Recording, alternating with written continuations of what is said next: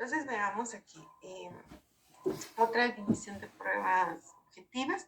No se trata de solo presentar un cuestionario y que el estudiante responda a esas cuestiones. Por ejemplo, en cuanto a la práctica cotidiana que se tiene de estas pruebas,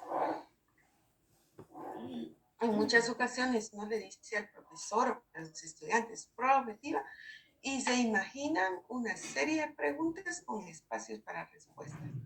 Hay diversidad de modalidades que se utilizan para poder explorar todos los procesos de pensamiento necesarios para desempeñarse. Entonces, ¿qué sucede? Una prueba objetiva debe estar diseñada de tal forma que le permita al estudiante demostrar que tiene capacidad para poder desarrollar un procedimiento específico. Por tanto, no solo se trata de hacer la pregunta y dejarle el espacio al estudiante para que responda.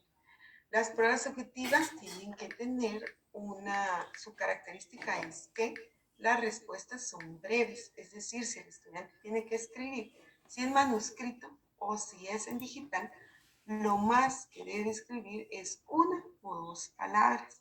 Por ejemplo, 2 palabras, nombre de un autor. El nombre de una obra, siempre y cuando el nombre de la obra sea corto. Si es extenso, entonces lo mejor será utilizar una modalidad en donde tenga que seleccionar la respuesta correcta. Y así ustedes tengan la idea que las pruebas objetivas, por eso es que se llaman objetivas, porque tienen una respuesta única al momento de estar planteando las preguntas, pues buscamos que los estudiantes no se pierdan en la resolución de lo que nosotros estamos tratando de explorar, así como les daba el ejemplo, ¿verdad? De si yo quiero que me respondan computador y que ellos resultan dando otras respuestas que al final, utilizando su sentido común, pues son correctas. Bueno, hablemos de las características de estas pruebas. Si ustedes buscan en Google o en cualquier otro buscador que ustedes utilicen, características de pruebas objetivas, los va a redireccionar a diferentes fuentes de información que les van a permitir tener acceso a algunos autores que mencionan de 7 a 9 características para las pruebas objetivas. Sin embargo, las más importantes son estas dos: la validez y la confiabilidad. En cuanto a la validez, hace referencia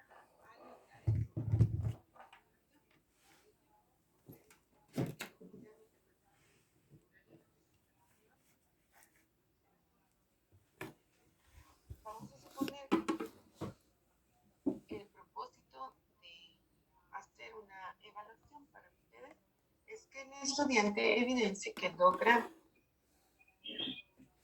aplicar las normas gramaticales. Entonces, mi prueba tiene que estar construida de tal manera que el estudiante logre evidenciar ese desempeño. En esa forma, pues, el instrumento va a medir lo que tiene que medir. ¿Qué tendría que medir este instrumento? Pues la aplicación de las normas gramaticales. Luego, formular claramente las instrucciones. Si las instrucciones no están claras desde el inicio, entonces la validez prácticamente no existe. Por ejemplo, que diga en las instrucciones, responde a las siguientes preguntas, pero resulta que los ítems que estamos mostrando ahí no son preguntas, sino que son oraciones. Desde ese momento, esa prueba no tiene validez, porque las instrucciones no son correctas. Usar un vocabulario adecuado y evaluar únicamente el contenido desarrollado. Si usted incluye contenido que no ha explicado, esa prueba no es válida. Si usted incluye algunos procedimientos que no explicó en clase, entonces esa prueba no es válida. Bueno, hablemos de la confiabilidad. La confiabilidad está relacionada a la exactitud con que un instrumento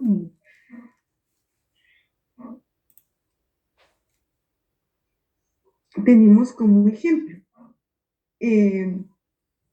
Ustedes saben que un tensiómetro pues mide la presión sanguínea en el cuerpo.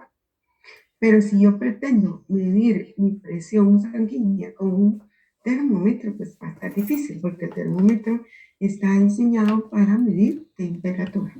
Entonces, lo mismo sucede.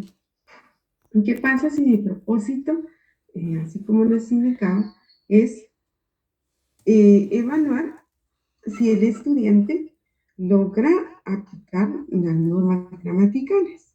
Pero resulta que yo, en lugar de ponerle al estudiante ejercicios en donde se permita iniciar este desempeño, solo le pregunto qué es gramática, para qué sirve, cómo funciona, y etcétera. Eso al final, no, los resultados no son confiables. ¿Por qué? Porque no estoy explorando realmente lo que necesito. Y luego los resultados, cuando, digamos, aplicamos las pruebas en dos diferentes momentos al mismo grupo de estudiantes y comparamos entre la primera aplicación y la segunda aplicación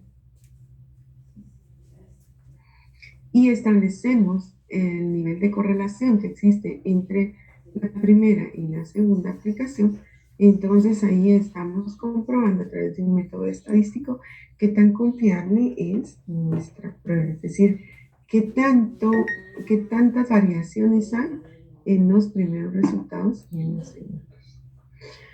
Miremos los tipos de validez y estos ustedes los encontraron en la lectura que tenían asignada. El primer tipo de validez pues es la empírica, que está relacionada a las mediciones que se hacen por método estadístico, y hay dos tipos: la validez concurrente y la validez predictiva. También está la validez de contenido, y esta pues hace referencia a que los ítems sean una muestra representativa de los contenidos desarrollados. Esto significa que, digamos, por ejemplo, nosotros tenemos en una unidad o bloque 25 contenidos. De esos 25 contenidos, mínimo tenemos que incluir 15 contenidos dentro de la prueba. ¿Qué contenidos vamos a incluir? Aquellos que sean más integradores, es decir, aquellos contenidos que incluyan otras acciones en donde, a pesar de que no vamos a colocar los otros 10 contenidos, esos 10 contenidos sí estén relacionados con los 15 que vamos a agregar a la prueba. Muy bien. Recuerden que si necesitan hacer alguna intervención, ya sea preguntar, ampliar información, hacer algún comentario, pueden interrumpir en el momento que lo consideren. Bien, hablemos entonces de las ventajas y desventajas de estas pruebas. Dentro de las ventajas tenemos un control preciso de contenidos. ¿Por qué? Porque usamos un banco de contenidos y también una tabla de especificaciones. Explorar la mayoría de procesos mentales. En la próxima diapositiva vamos a ver un video cortito sobre estos procesos mentales. También se permite incluir una muestra de indicadores, y esto a través de, de más o menos lo que yo les indicaba. Tenemos 25 contenidos y al incluir 15 contenidos estamos indirectamente incluyendo los indicadores, ¿verdad? Sobre todo si el indicador plantea que el estudiante debe evidenciar la aplicación de determinadas normas. Muy bien. La clave de respuesta asegura la confiabilidad de los contenidos.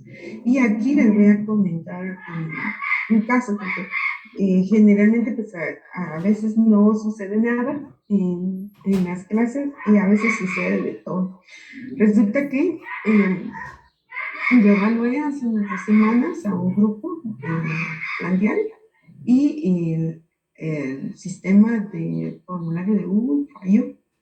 Y justo el día de la prueba, eh, entonces tuve que cambiar la fecha. Al cambiar la fecha, pues yo solo hice una copia del formulario y resultó que por el inconveniente que hubo con Google, se dañó el formulario. La clave de respuestas es muy importante porque ¿qué pasa si yo solo hubiera diseñado la prueba dentro de la herramienta? Es decir, solo lo hubiera programado y ido creando desde ahí, me hubiera quedado sin cómo poder hacer otro formulario. Porque de aquí a que me pusiera a hacer, calculen ustedes, ¿verdad? Hacer la prueba en ese momento, no se podía.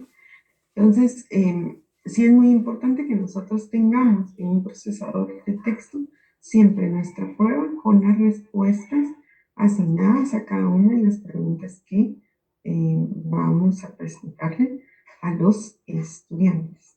La clave de respuesta también sirve para que seamos objetivos. No vamos a calificar a que este porque me cae muy bien, este porque me cae mal, este porque, en mi caso, ¿verdad? Este porque pertenece al club de fans que anda ahí siguiéndome de jornada en jornada y de horario en horario. No, sino que se califica de acuerdo a si resolvió bien el problema o no lo resolvió. Así de sencillo. Bueno, entonces hablemos ahora de las desventajas. Entre las desventajas está que restringen la expresión del estudiante. También se requiere de mucho tiempo y de mucha habilidad para poder elaborar este tipo de pruebas. Y la otra es que limita la creatividad, en el sentido que, como les decía, si el estudiante va a escribir, tiene que ser 1 o 2 palabras, no más. Eso significa que el estudiante no puede dar su respuesta de acuerdo a lo que él piensa o de lo que él cree, ¿verdad? Que,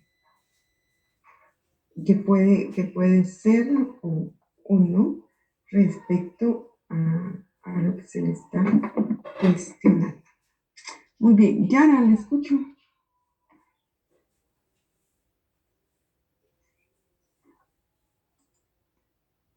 No, licenciada, perdón. Muy bien. Continuemos entonces. Solo necesito que me indiquen. ¿Logran escuchar? Edgar. Sí, licenciada. Muy bien. Atentos al video, por favor. Sí, maestra Claudia.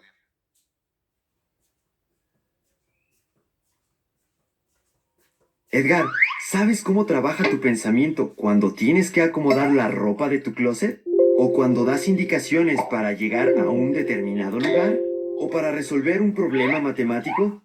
Por más fáciles o complicadas que sean las situaciones que enfrentamos, tenemos que utilizar diversos procesos mentales para resolverlas.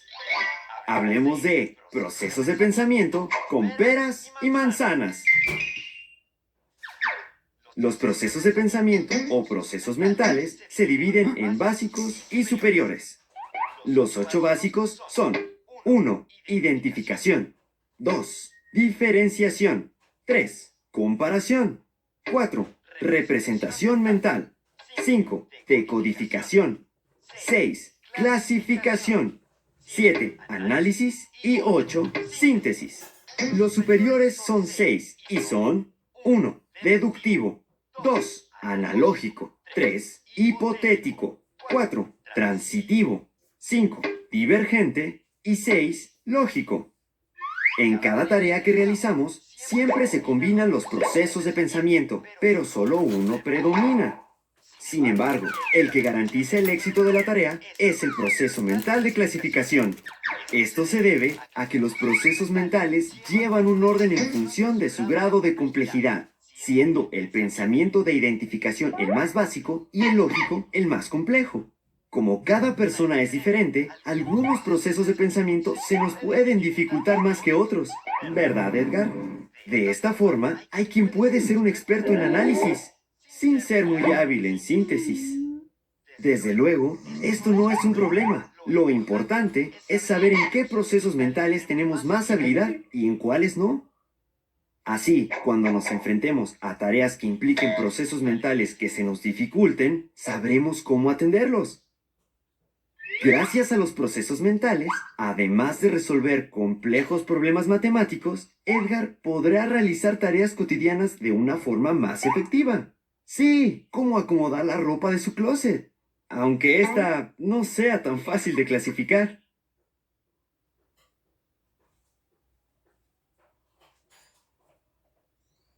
Muy bien. Astrid, ¿tiene levantada la mano? ¿Qué necesitas?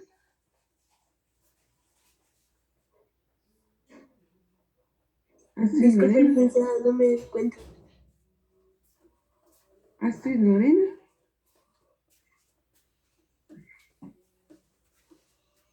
Entonces observemos lo siguiente. Tenemos los procesos mentales de orden superior, deductivo, analógico, hipotético, transitivo, divergente, lógico. Y los procesos mentales básicos, lo más sencillo pues es la identificación, la diferenciación, la comparación, la representación mental, la codificación, clasificación, análisis y síntesis. Todos estos procesos mentales pueden evaluarse dentro de una prueba objetiva siempre que nosotros estemos diseñando la prueba con los elementos técnicos necesarios y adecuados para poder hacerlo. De lo contrario, pues la prueba objetiva solo se convierte en una especie de preguntas y respuestas, que no es lo que nosotros buscamos. Sobre todo porque ustedes están formando para hacer los ejercicios de una forma técnica. Muy bien. No sé si quieren hacer alguna intervención, no sea pregunta, comentario. ¿No? Bueno, hablemos de los elementos siguientes. Sí, maestra Claudia, prácticamente yo lo que he pensado es que con respecto a estos pruebas objetivas, ¿verdad? Creo que cada alumno, cada persona, pues sí que Dios le dio de cierta forma de poder tener cierto grado de, digamos, de análisis, ¿verdad? Entonces no todos somos iguales, ¿verdad? Pienso yo que sí va a haber siempre alguien que se le va a facilitar las cosas y alguien que se le va a dificultar. Entonces, creo que pues así es, no, o sea que es algo que ya es de cada quien, ¿verdad? Solamente, maestra Claudia. Bien, gracias. Sí, bueno, pues eso más está enfocado como en la inteligencia múltiple, ¿verdad? Y también a los estilos de aprendizaje. Pero independientemente de eso, digamos, y sobre todo usted que es del área de matemáticas, independiente de que a mí me cueste pensar o no, digamos, una ecuación se resuelve de tal manera. Eso es independientemente de que yo tenga un estilo de aprendizaje efectivo o pragmático o un reflexivo, etc. Eso es independiente. Sí, Roberto, lo escucho. Sí, licenciada, fíjese que yo puedo compartir una experiencia que tuve en el trabajo, ¿verdad? Había unos muchachos que ellos están hechos para trabajar así lo crudo, lo pesado, como dirían, ¿no? ¿Verdad? Y molestaban a otro patojo que él no estaba hecho para eso, ¿verdad? Entonces me dice uno de ellos, es que ese muchacho es Aragán, que no sé qué, que no sé cuándo. Y le digo yo, fíjate que no es que sea Aragán, le digo yo, porque en el caso de él se ha capacitado en otras cosas. Por ejemplo, vos y yo no hablamos inglés, le digo yo, mientras que él, yo escucho que habla inglés, maneja la computadora, esas cosas. O sea, él, sus capacidades son muy diferentes a las de nosotros, le digo yo, ¿verdad? Si puede tener razón, ¿verdad? Eso es lo que puedo comentar yo. Muy bien, gracias. Bueno, continuemos. Elementos necesarios para diseñar una prueba objetiva. Oraciones, preguntas, enunciados. Ahora observemos esta imagen. Vean las preguntas, las respuestas. Una persona que me indique si en realidad el estudiante tiene razón o no en cuanto a las respuestas que están presentando en esta prueba.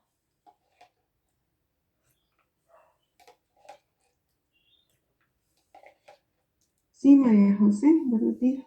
Gracias, licenciada. Buenos días. Sí, creo que da un poquito de risa, pero la verdad es que tienen razón. Quizá la forma en que se plantean las preguntas y también la forma en que el estudiante las interpreta, eso tiene mucho que ver.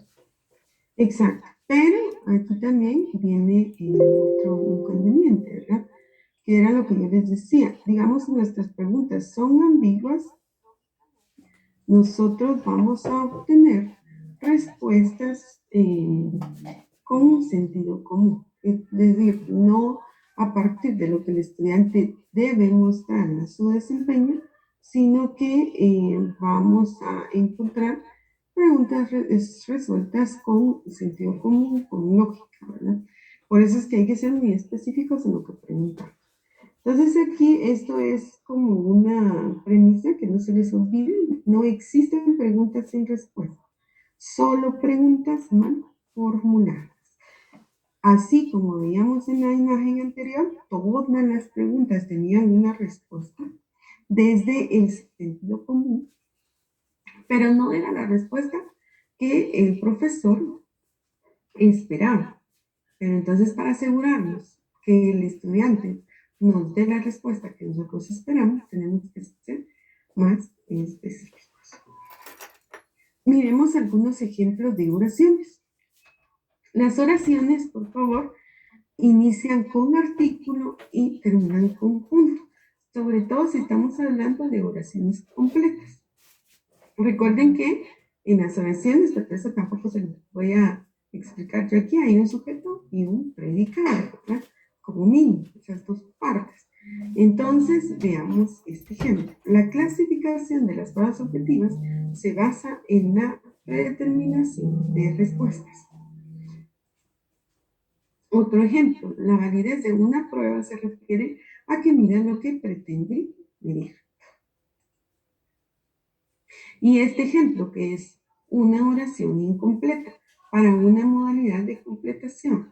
Es decir, nuestra oración se completa con la respuesta que nosotros tenemos que facilitar. El método sensorial para corrección parvularia fue formulado por, y aquí se completa con el nombre de el autor que propuso este método sensorial. Entonces acá vamos a hacer en este momento un ejercicio en donde ustedes van a colocar como ejemplo una oración. Desactivé el chat hace un momento.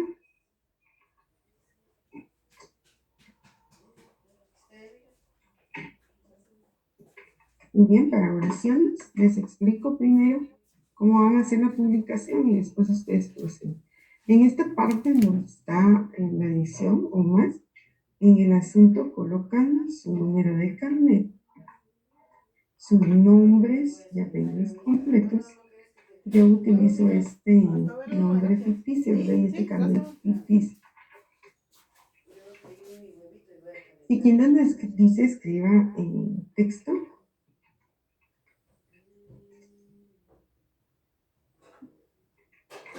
pues escribe.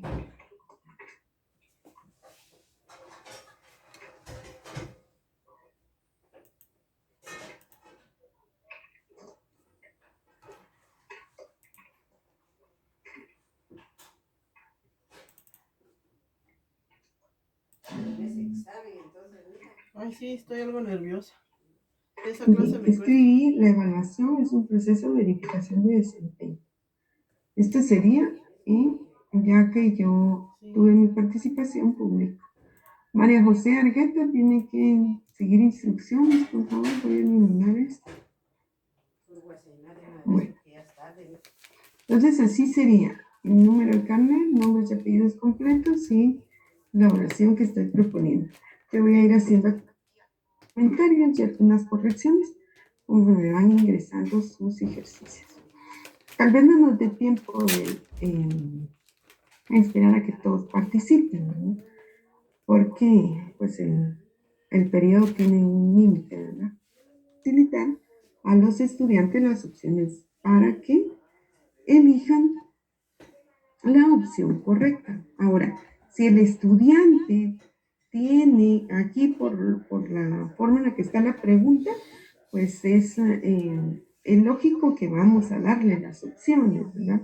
Pero si el estudiante tuviera que escribir prefijos, eso ya no. ¿Por qué razón? Porque van a ser eh, diferentes prefijos, ¿verdad? Los puede colocar en un orden distinto al que yo necesito, etc. Bueno, ¿qué aspectos se deben tomar en cuenta para redactar ítems?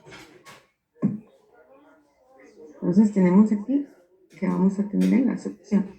Ahora, para que no se les olvide, bueno, primero las preguntas inician con signo de interrogación y finalizan con signo de interrogación. Pueden empezar con qué, tildado, quién, tildado, cómo, va tildado, cuándo, dónde, cuánto, por qué, para qué, aquí en cuánto pueden ser también cuántos, puede ser cuál o cuáles, etc. Bueno, hagamos el ejercicio de preguntas entonces.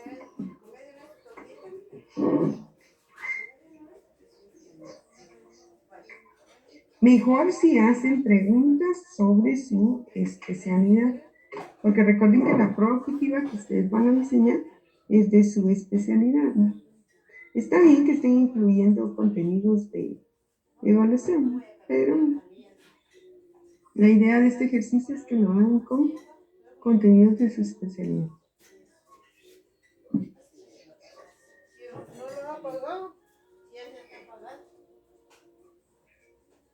Igual, agregan aquí en el asunto su número de carnet, sus nombres y apellidos completos,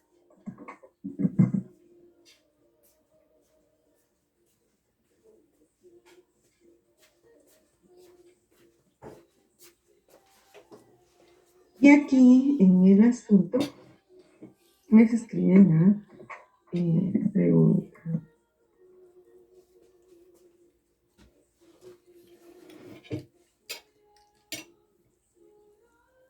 Esa evaluación voy a colocar yo como pregunta.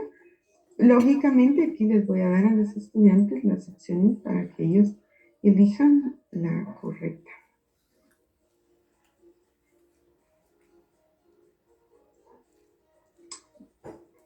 ¿Quién conquistó América? Pero no es, María José, eso es ambiguo, tiene que preguntarle por nombre específico, porque si no le colocan otro tipo de enunciados. Entonces, en los ejemplos de enunciados tenemos proceso sistemático, continuo y flexible que sirve para emitir juicios de valor. Observemos la diferencia. Una oración empezamos con artículo, terminamos con punto. Un enunciado puede ser, si lo relacionan ustedes así, con ejemplos, una definición o puede ser también una afirmación que la podemos iniciar con sujeto, con un sujeto, ¿verdad? Con un sustantivo, disculpen, con un sustantivo, con un verbo, con un adverbio, nunca con artículo, ¿sí? O con una afirmación. Aquí sería, si una chuleta pesa 12 onzas, indique cuántas libras y onzas pesan 5 chuletas. Entonces, en la primera tenemos un ejemplo de enunciado haciendo referencia a una definición en concreto. Estamos usando un sustantivo para poder iniciar. Y luego en la segunda estamos redactándola como una afirmación. Entonces vamos también a hacer el ejercicio de ver enunciados.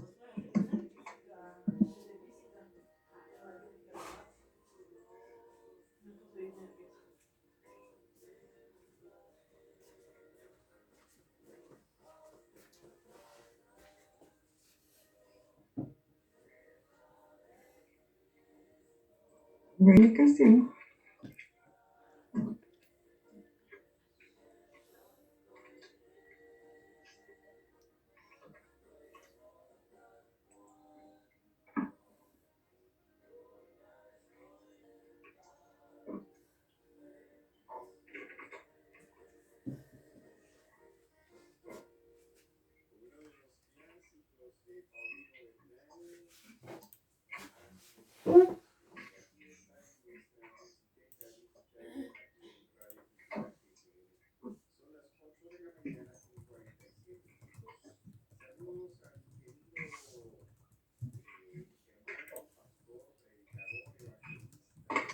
Muy bien. Proceso sistematizado que permite prever las acciones a desarrollar en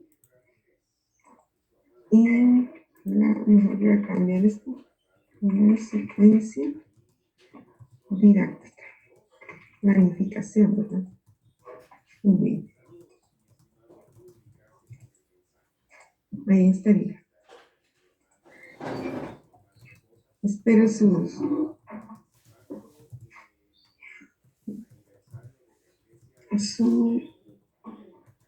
ejemplo. Y vamos a ir haciendo algunas correcciones. Y en lo que ingresan los ejemplos, solo voy a verificar.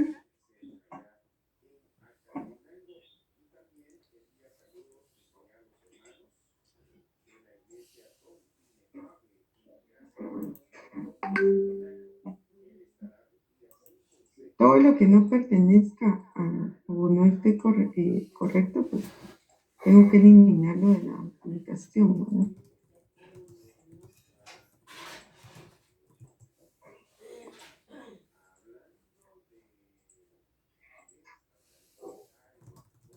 Ya regreso a la pantalla de los enunciados.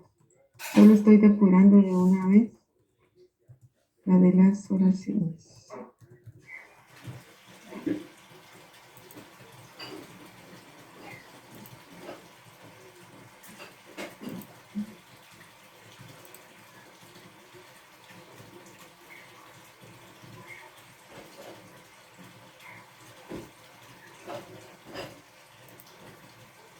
Muy bien, voy a depurar algunos segundos.